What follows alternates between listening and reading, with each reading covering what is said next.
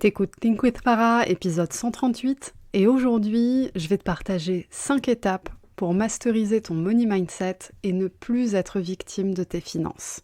Bonne écoute! T'es entrepreneur, t'as de l'ambition, mais t'as du mal à dépasser tes peurs et tes croyances limitantes, t'es au bon endroit.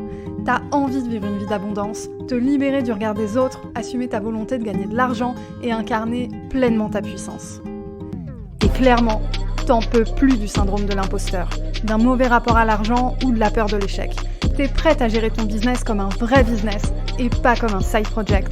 T'es prête à ce que l'argent coule à flot dans ta vie. Moi, c'est Farah de Think with Farah, mentor, formatrice business et coach holistique. Chaque lundi, j'anime le podcast Think with Farah, notre rendez-vous pour que je t'aide à révéler ton plein potentiel, pulvériser tes croyances limitantes et bâtir un business vraiment prospère. Ma spécificité, c'est mon approche holistique. Je crois profondément que ton business ne pourra pas se développer sans toi. Ici, je t'accorde l'importance que tu mérites. On parle stratégie business, loi de l'attraction, bien-être, santé mentale, marketing, mindset. Tout ça au même endroit. Ah, et puis si t'es neuroatypique, c'est un espace inclusif pour toi. Je suis diagnostiquée TDAH, HPI et hypersensible. Neuroatypique ou pas, si t'es un être sensible et spirituel, je te comprends et je peux t'aider comme personne. Aujourd'hui, on va parler argent, mais on va surtout parler mindset autour de l'argent.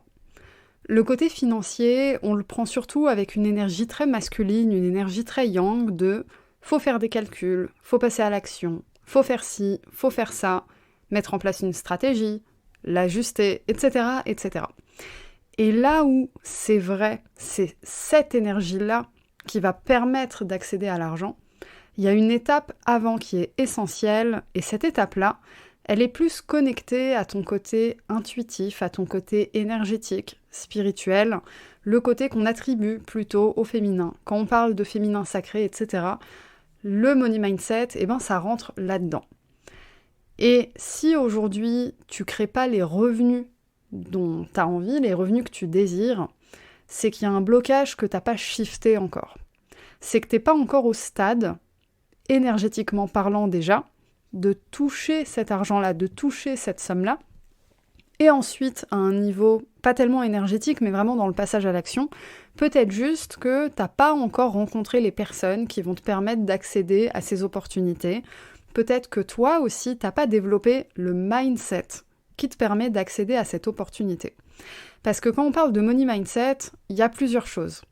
T'as ton état d'esprit sur comment tu gères ton argent. Au quotidien, est-ce que tu as tendance à être une passoire? Est-ce que tu as tendance à être grippe-sous? Est-ce que tu as tendance à être entre les deux? Quand tu reçois de l'argent, est-ce que tu te dis « faut que je dépense tout absolument parce que demain je risque de plus en avoir » ou l'inverse, il faut que je mette tout de côté parce que aussi demain je risque de ne plus en avoir, etc. Il y a vraiment tout ce qui touche à la gestion financière et ensuite il y a ce qui touche à la création financière. C'est deux aspects très différents et ça mériterait un programme d'accompagnement entier, donc je ne vais pas réussir à tout faire rentrer dans un épisode. Mais par contre, je peux te partager 5 étapes qui sont vraiment essentielles si tu as envie de commencer à débloquer certaines choses et accéder à une réalité qui n'est pas encore la tienne. Si c'est pas encore la tienne, c'est que t'es pas encore prêt ou prête, c'est vrai. Parce que si c'était le cas, tu l'aurais déjà, ça ferait déjà partie de ton présent. C'est pas le cas, donc c'est qu'il y a quelque chose à changer. Maintenant, ce quelque chose à changer, il est accessible. Et c'est là où il y a un truc intéressant, c'est que quand on travaille le rapport à l'argent, il y a souvent cette notion de « c'est inaccessible ». C'est inaccessible parce qu'on va visualiser peut-être un montant, un mode de vie, un type d'opportunité qui est vachement éloigné de notre réalité du moment. Et du coup, on est au stade du désir, on est au stade du rêve, mais c'est pas hyper concret. Quand je dis c'est pas hyper concret, c'est qu'on n'a pas un plan d'action pour y arriver. Et c'est là, en fait, où cette énergie d'action devient hyper importante. C'est comme quand on parle de loi de l'attraction, t'as dû l'entendre mais 50 000 fois sur ce podcast, il n'y a pas de loi de l'attraction sans passage à l'action. Donc c'est exactement le même principe. Maintenant, pour avoir une approche un peu plus méthodique et se dire ok, bon, money mindset, je comprends, il y a mon shift énergétique, il y a mon shift mindset et il y a mon shift d'action. C'est vraiment 3 choses. Le shift énergétique, c'est un niveau spirituel, ton niveau vibratoire, la loi de l'attraction, ce que tu visualises, ce que tu manifestes, etc. Ton shift mindset, c'est tes croyances, tes pensées. On est toujours sur de l'abstrait, mais c'est déjà un peu plus palpable. Tu conscientises tes pensées, tu travailles sur des blocages, sur ton histoire, etc. Et puis, il y a le shift dans le passage à l'action, où là, comme tu as fait les 2 premières étapes, tu vas réussir à avoir de nouvelles idées, à être plus ingénieux, plus ingénieuse, à oser des choses que tu n'oserais pas avant. Tu guéris ta peur de l'échec au passage, ta peur du succès aussi, ton auto-sabotage aussi. Et donc, par effet de ricochet, c'est là où finalement tu arrives à créer la réalité qui t'était inaccessible avant. Donc, première étape pour faire ça, réfléchis à tes perspectives financières. Ce que je veux dire par là, c'est que avant de pouvoir changer quoi que ce soit dans ta vie, incluant tes finances du coup, c'est important de prendre un moment pour réfléchir à ton passé, afin de voir comment il a influencé ton présent. Un point essentiel sur lequel je fais travailler toutes mes clientes et tous mes clients, quand il s'agit de croyances limitantes, c'est ton histoire de vie. À mon sens, c'est impossible de guérir en profondeur une blessure, un blocage, une peur, une fausse croyance sans adresser ton histoire de vie. Parce que le blocage que tu as aujourd'hui, il vient pas de nulle part. Et c'est pas en mettant en place des super exercices de développement personnel que tu vas solutionner le problème à la source. Cela dit, même quand tu vas chercher à la source, la croyance limitante, elle existe, elle est là, elle va pas disparaître. Mais elle va s'étendre, elle va grandir avec toi. Et quand tu auras réussi à travailler dessus une première fois, quand tu vas t'y reconfronter à un niveau un peu plus grand, on va dire, tu sauras retravailler dessus parce que tu l'auras déjà fait une fois. Donc c'est en ce sens que c'est hyper important d'aller chercher l'origine de la croyance, l'origine du mindset, etc. pour se dire « Ok, je comprends, donc je sais ce que je dois adresser, je sais ce que je dois regarder, changer, etc. » Donc tu peux te poser des questions comme « Comment est-ce que tu as été élevé ?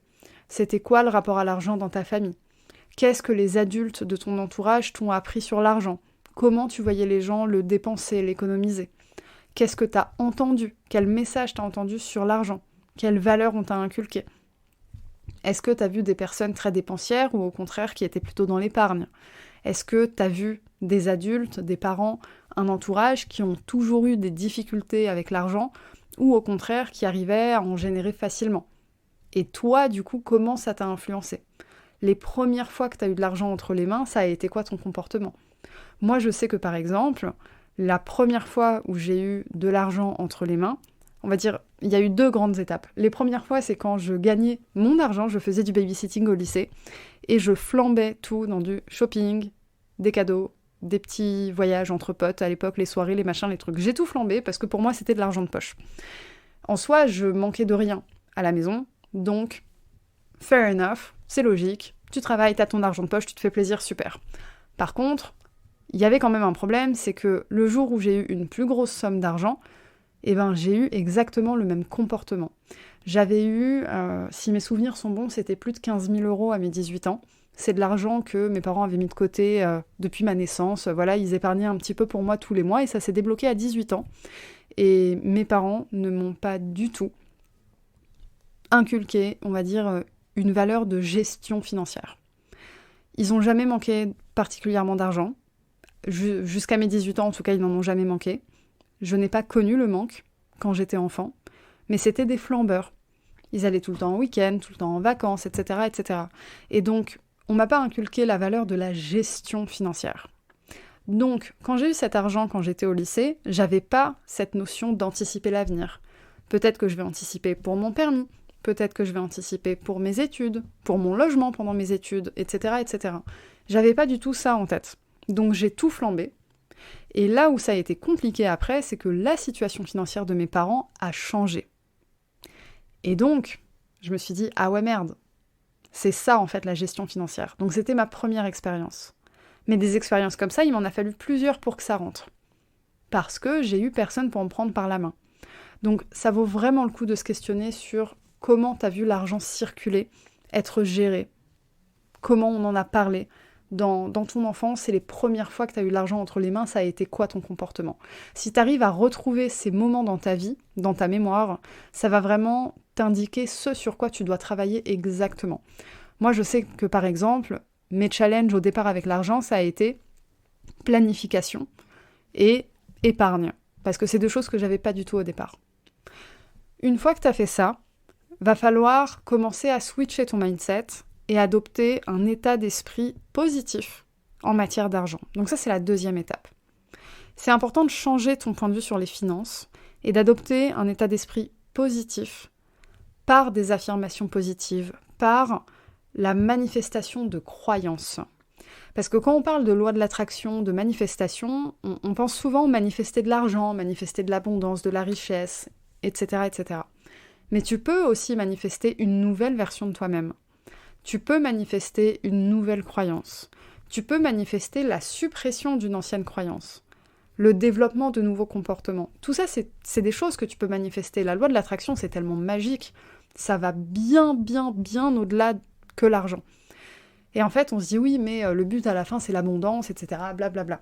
Oui, mais c'est tellement plus puissant quand tu arrives à manifester une nouvelle version de toi-même, parce que c'est ça, en fait, qui va te déclencher l'abondance. Parce que si tu cherches à utiliser, on va dire, tous les hacks spirituels avec la loi de l'attraction pour ramener plus d'argent dans ta vie, mais que toi, en tant que personne, t'es pas prête à incarner ce montant financier, t'es pas prête à incarner, finalement, cette personne qui est capable de recevoir, ça marchera pas. Et après, tu te diras « Ah, bah la loi de l'attraction, ça marche pas, etc. » Donc, hyper important de vouloir manifester une nouvelle version de toi-même. Une version de toi-même qui est capable de recevoir de l'argent, qui est capable d'avoir la croyance profonde que générer de l'argent, c'est facile, c'est accessible, ça existe en abondance, en illimité, que le manque d'argent ne fait pas partie de ta vie. Et pas le dire dans le sens « j'aimerais arriver là ». C'est ce que tu es censé croire au plus profond de toi-même. Il y a un truc simple en fait, c'est que les personnes qui ont de l'argent en illimité ne manquent pas d'argent et n'ont pas peur de manquer d'argent. Alors oui, il y a le côté factuel de « ben oui, t'as de l'argent sur ton compte, t'as de l'argent qui rentre, etc. » Mais il y a une autre réalité, c'est que faire des money moves, des mouvements financiers, des risques financiers, etc., quand tu dors sur tes deux oreilles, que t'as ta paix d'esprit et que t'as pas de peur liée à l'argent, ben en fait, l'argent, ça avance, c'est un flow c'est fluide. Et c'est ça, en fait, le niveau que tu as besoin d'atteindre.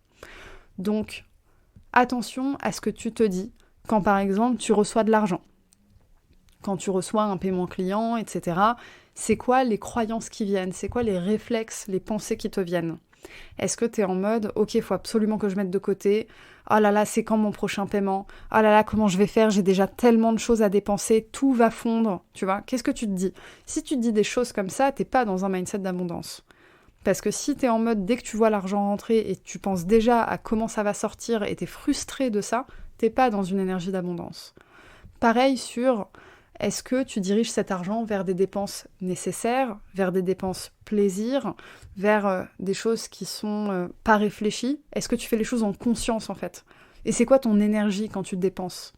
Et puis de la même façon, les gens avec qui tu passes du temps, comment ils et elles parlent de l'argent? Parce que là, faut qu'on mette les pieds dans le plat. Comment tu fais quand toi, t'as envie de manifester une abondance financière immense, mais que autour de toi, ton entourage n'est pas à ce stade-là et ne veut pas aller à ce stade-là, ou ne croit pas qu'il est capable d'aller à ce stade-là? Comment tu fais? Parce que là, il y a un autre truc qui se dessine. C'est le changement de vie, c'est peut-être le changement d'entourage, à moins que toi, tu sois capable de faire les choses pour toi. Mais du coup, c'est un challenge supplémentaire à relever. Et c'est important de le soulever parce que parfois, le sabotage autour de l'argent, il vient de notre entourage, mais pas de notre entourage directement. Il vient de nous, la peur de l'inconnu et la peur de se dire « je vais changer d'entourage, je vais changer de réalité ». C'est effrayant, ça fait peur, c'est vrai. Donc, plus en fait on rentre sur ce sujet-là, et plus on va commencer à adresser des nouvelles croyances, des nouveaux blocages. C'est pour ça qu'au début je disais, c'est vraiment le travail d'un programme d'accompagnement entier. Mais là, dans cet épisode, mon but c'est vraiment de te donner des pistes de réflexion. histoire que toi, tu t'appropries aussi ce sujet-là, et peut-être que tu commences à avancer seul sur cette voie-là, parce que je pense que c'est important pour réussir un programme d'accompagnement d'une certaine façon, d'être capable de s'approprier un sujet seul et de se dire « je suis capable, je vais essayer ». Parce que quand tu prends un programme d'accompagnement, mais qu'au moment de l'achat, tu doutes, ben, tu n'auras pas forcément les résultats escomptés. Donc autant développer ce mindset de « je suis capable » dès le départ, et c'est exactement le but de cet épisode. Donc ici, mets un gros point de vigilance à ce que tu dis concernant l'argent et ce qui entoure l'argent. Par exemple, est-ce que tu te dis « je vivrai toujours d'un paiement à l'autre, j'arrive pas à mettre de côté » ou alors « j'arriverai jamais à rentrer un gros client » ou alors « j'arriverai jamais à vendre facilement parce que tout le monde pense que je suis trop chère » etc., etc. Donc ça, c'est vraiment des choses à adresser et à travailler dessus pour juste mettre ça de côté. Ensuite, troisième étape, c'est changer ton état d'esprit pour économiser de l'argent. Donc là, on n'est plus sur l'argent qui rentre, on est sur la gestion. Donc prends le temps de déterminer tes objectifs financiers et le mode de vie que tu as envie d'avoir. Parce que épargner, en fonction de comment tu le fais, ça peut être quelque chose de chargé très négativement ou très positivement. Le mindset, c'est vraiment la clé de tout. Parce que si tu économises, parce que tu es flippé de manquer d'argent, tu es flippé de ne pas réussir à rentrer des prochains clients, etc. Ou si tu économises parce que tu es en train de préparer tes prochains money moves, tu es en train de préparer tes prochains investissements, tu es en train de te dire « waouh, en fait, j'ai tout ça, etc. » Tu vois, on n'est pas du tout sur le même mindset. Objectivement, c'est les mêmes chiffres, mais en réalité, ce sont deux expériences totalement différentes. Donc réfléchis à qu'est-ce qui est important pour toi. Pourquoi tu économises ? Il faut que ça fasse du sens. Économiser pour économiser, ça vaut rien. C'est comme gagner de l'argent pour gagner de l'argent. Ça ne vaut rien. Si, par exemple, tu te lances en entrepreneuriat et que ton seul but, c'est faire plein de thunes, c'est carrément insuffisant et ça t'aidera pas à avancer. L'autre raison à ça, c'est que quand tu es dans l'entrepreneuriat, a priori, tu travailles avec des gens. Donc, tu as besoin de voir au-delà de la valeur financière et de considérer les gens pour qui tu travailles. Mais c'est un autre sujet. Donc, pour revenir sur le money mindset, on a parlé du money mindset de comment tu gagnes de l'argent. Là, c'est vraiment comment tu le gères. Comment tu gères cet argent et c'est quoi ton intention. Tout est question d'intention dans cette histoire. Ensuite, donc on a parlé de comment on gagne de l'argent, de comment on l'épargne, et là, on va parler de comment on le dépense. J'en ai parlé un petit peu tout à l'heure, mais là, je veux vraiment mettre l'emphase dessus, donc c'est la 4e étape. Surveiller tes dépenses et surtout ce que tu ressens quand tu dépenses. Qu'est-ce que tu ressens quand tu payes tes factures ? Qu'est-ce que tu ressens quand tu payes l'URSSAF ? Qu'est-ce que tu ressens quand tu fais un achat pour toi ? Un achat plaisir, un achat de besoin ? Questionne-toi sur tout ça et demande-toi à chaque fois, est-ce que tu es en train d'incarner l'abondance que tu veux manifester dans ta vie ? Et ça se travaille même sur des micro-achats comme un café au comptoir. Hein. Tu peux avoir un niveau d'abondance immense quand tu achètes un café ou quand tu achètes une voiture. Enfin, je veux dire, c'est pas une question de montant. C'est ça aussi qui est magique avec ce travail-là, c'est que t'as pas besoin de faire circuler des milliers d'euros pour incarner dès maintenant l'abondance. Tu peux être à découvert, avoir 3 clients et déjà commencer à incarner l'énergie d'abondance. C'est quelque chose qui est accessible pour absolument tout le monde. L'état d'esprit d'abondance ne dépend pas de combien tu as sur ton compte, il dépend de combien tu as dans la tête, avant toute chose. Parce que l'argent sur le compte, ça va, ça vient. L'argent, c'est une énergie qui circule, on est capable d'en créer, on est capable d'en perdre, et c'est un cycle comme ça qui va se reproduire jusqu'à ce qu'on améliore finalement notre rapport à l'argent. Donc c'est un process, quoi qu'il arrive, le temps va passer, l'énergie va circuler. L'abondance, c'est dans la tête avant toute chose. Donc ça, c'est un truc, c'est pas dans les 5 étapes en soi, c'est moi qui te le dis là de façon très spontanée. J'ai envie que tu enlèves de ta tête le fait que tu aies besoin d'avoir plus d'argent pour être capable d'incarner l'abondance. Tu peux l'incarner dès maintenant. Et du coup, pour l'incarner dès maintenant, il faut prendre un engagement envers toi-même, c'est la dernière étape, c'est t'engager à changer tes habitudes financières. T'engager à changer ta mentalité. et vraiment prendre cet engagement envers toi-même de faire le taf en fait, et de plonger là où ça fait peur, de plonger dans l'histoire financière de ta famille, de plonger dans ta propre histoire financière et dans tes propres erreurs financières. Parce que parfois, quand tu te poses et tu te rends compte que tu as perdu des milliers d'euros juste parce que t'étais pas éduqué à l'époque, ça pique. Et là, tu vas devoir gérer des « oh là là, tout ce que j'aurais pu faire avec cet argent, etc. » Et c'est normal. C'est normal. Mais vouloir esquiver ce travail-là juste parce que finalement, t'as pas envie de regarder en face ces parties de toi, c'est repousser ta gloire. C'est repousser cette vie grandiose que tu es capable d'avoir et que tu es capable de créer. Donc, regarde le passé. Je reviens à la première étape, mais retourne-toi. Toutes les réponses, elles sont derrière toi. Les clés, tu les as déjà. C'est juste qu'elles sont en bordel dans un trousseau, qui est paumé sous un tapis, qui est paumé dans une vieille baraque familiale à la campagne, en gros. Donc, tu as besoin de te retourner, tu as besoin de fouiller, tu as besoin d'observer, tu as besoin de comprendre. Un indice pour toi, c'est que le mindset se traduit toujours par des comportements. Si cette notion de mindset, c'est quelque chose de très abstrait pour toi, concentre-toi sur tes comportements avec l'argent, et là, tu vas réussir à remonter sur le mindset qu'il y a derrière, et ensuite sur l'origine de ce mindset. Si tu as envie de creuser ce sujet, je t'invite à regarder ma masterclass des 7 piliers. Il y a 7 piliers à maîtriser pour passer d'un business qui stagne à un business prospère, et 5 de ces 7 piliers concernent ton mindset. Ça ne concerne pas que l'argent, il y a d'autres thématiques qui sont citées dans la masterclass. Dans cette masterclass, je te donne ces piliers, je te montre comment travailler dessus, quel comportement identifier et comment le changer. C'est une masterclass qui est totalement gratuite et qui va t'offrir full de valeur. Et si tu as envie d'aller plus loin, je te présente mon programme Think With Yourself à la fin. Si ça résonne avec toi, tu sais que tu peux rester à la fin de la masterclass et en savoir plus sur mon programme d'accompagnement. Je te mets le lien vers la masterclass dans la description de l'épisode et il est également disponible dans ma bio Instagram @thinkwithfarah. Et au passage, il y a quelque chose de tout nouveau qui date de la semaine dernière seulement. J'ai créé un groupe Telegram. C'est ma communauté ultra privée où j'aborde des thématiques qui sont en dehors de ma ligne éditoriale, mais qui ont quand même un lien avec comment j'avance dans ma vie, comment je gère mon business, et qui pourront t'apporter full valeur ajoutée si tu es sensible à l'approche holistique de l'entrepreneuriat, c'est-à-dire toute cette dimension spirituelle, habitude de vie, etc.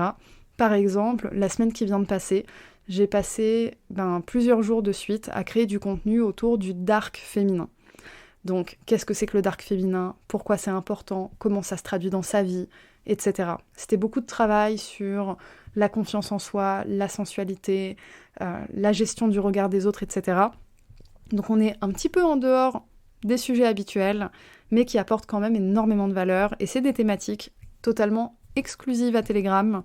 Donc si tu as envie d'en savoir plus, si tu as envie aussi de te rapprocher de moi, parce que du coup, on parle en direct, il y a un channel d'un côté où je poste mes messages, et puis si tu as envie, tu peux rejoindre le groupe qui va avec, où là, on chatte entre nous. Donc, je te mets aussi le lien du Telegram dans la description de l'épisode. Sinon, tu peux m'envoyer un petit DM sur Instagram pour recevoir le lien. Allez, je m'arrête là, on a fait le tour, et puis je te dis à la semaine prochaine.